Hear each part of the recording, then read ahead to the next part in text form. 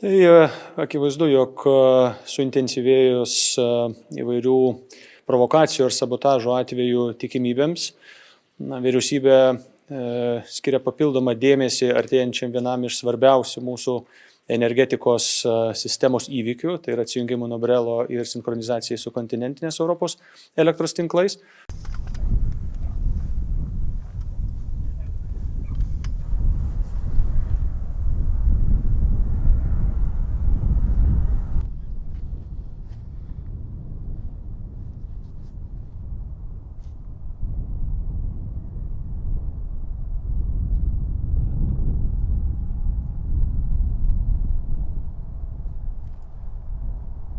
Dėl šios priežasties ryte įvykęs ir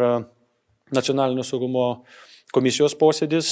įvertino energetikos sistemos ir energetikos įmonių pasiruošimą, atvejo analizę, modeliavimą įvairiausių galimų atvejų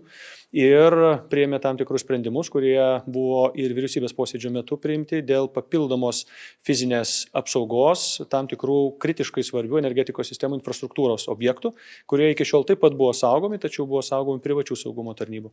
Taip kad į tai žiūrime labai rimtai, tačiau modeliuojamos situacijos net ir įvairiausiais kritiniais atvejais tikrai Lietuvos vartotojų be elektros nepaliks.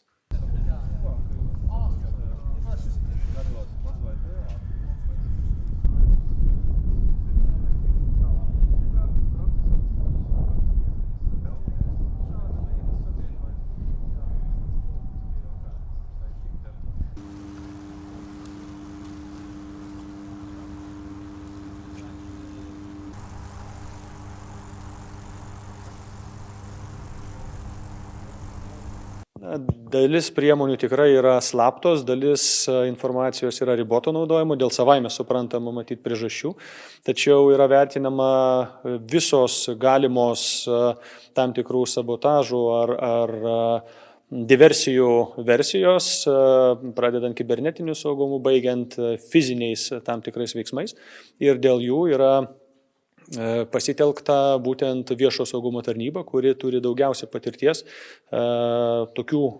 kritiškai svarbių objektų apsaugoje ir jie keis privačią saugos tarnybą, kuri iki šiol kai kurios objektus saugo. Nuo sausio 15 dienos.